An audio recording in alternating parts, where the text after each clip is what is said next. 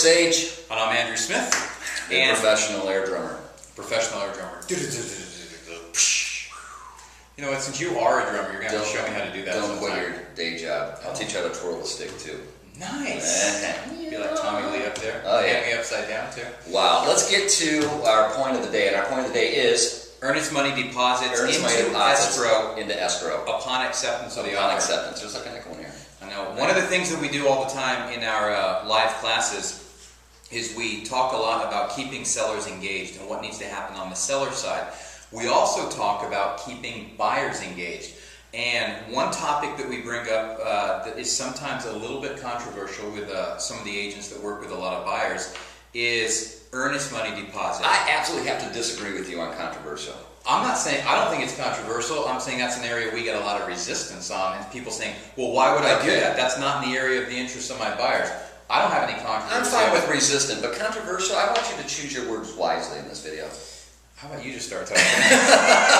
The situation is this, is that you can only sell one home to one person at a time, period. That's all there is to it, okay? So you get an offer that comes in, how do we keep that buyer engaged? Well, number one, put some skin in the game. Exactly. I mean, one of the worst things from the listing side that you get is you're working hard and you're working diligently to try and get this short sale approved, and you've been keeping the buyer's agent up to date. And we're making a big assumption there that communication is going on. Thank you for clarifying. But you're going all the way through that. You get your approval letter, and you contact the buyers agent and go, hey, I've got some great news. The short sale got approved. And they go, oh, that's great. And then 4 days later, they come back to you and go, yeah, we're not going to be able to move forward. What do you mean we're not going to be able to move forward? Well, we weren't sure which offer was going to get accepted because we wrote 10.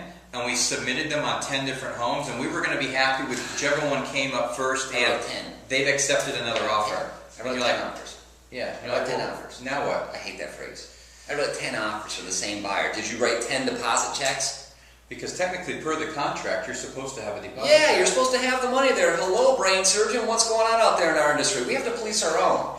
We do have to police our own. I'm going to try to be really cool about this because, you know, I've gotten some not so nice emails from agents. And, you know what? I'm fine with that. Bring it on. The point is this. Follow the rules. If you don't know how to write a contract, then learn how to write a contract. If you don't know how to file the contract, well, oh my gosh, Walmart is now hiring greeters at the front door, okay? If you're part-time in this business, you don't know what you're doing, or you got some Yahoo investor that says, I'm going to write 10 or 15 offers on properties and no one's getting any money from me, you don't have an investor. You got a schmuck. I'm sorry, that's just not how it works. I'm tired of these offers like this. Or an agent calls and says, oh, man, they really want this house. Are we going to get this approval done? Yeah, we got the approval done. Are we ready to go? Yeah, oh, I'm sorry, they spent all their money. Are you high? What do you mean you spent all your money? We're not talking about a $20,000 investment. We're talking hundreds of thousands of dollars. Exactly. Get control of your buyers. Oh, that's another video. Sorry.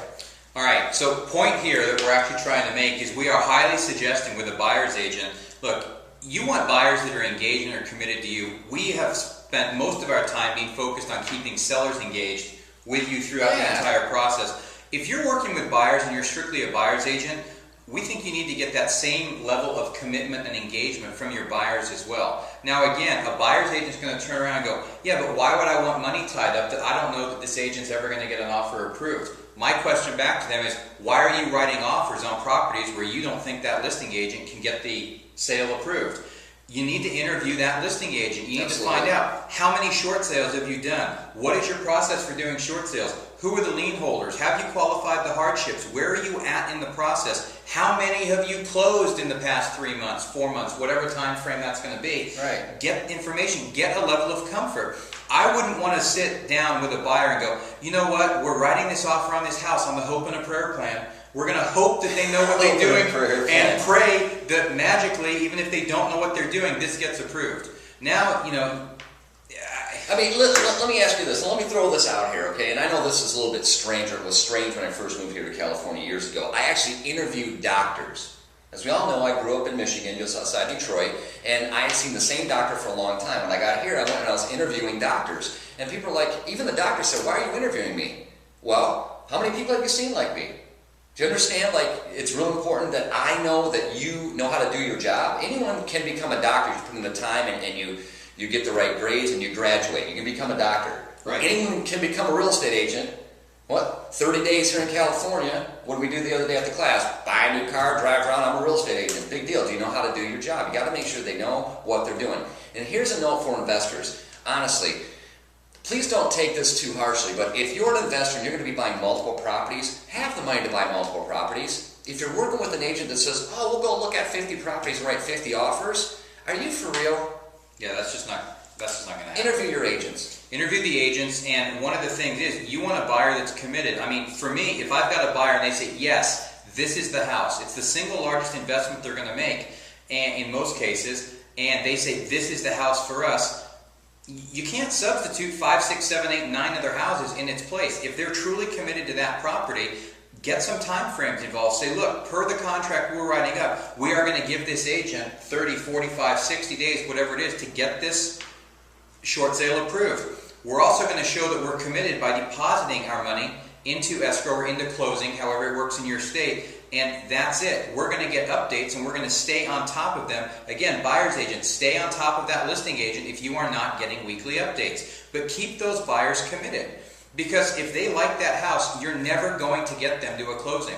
They're going to take you around and around and around, and they're going to compare everything back against that first house and say, well, we just want to be safe in case we don't get this one. And now all of a sudden, it's 6, 8, 9 months later, they still haven't bought anything from you, and they still don't know what they want, and the other houses that they could have had have all been approved and closed. They're all gone. They're all gone.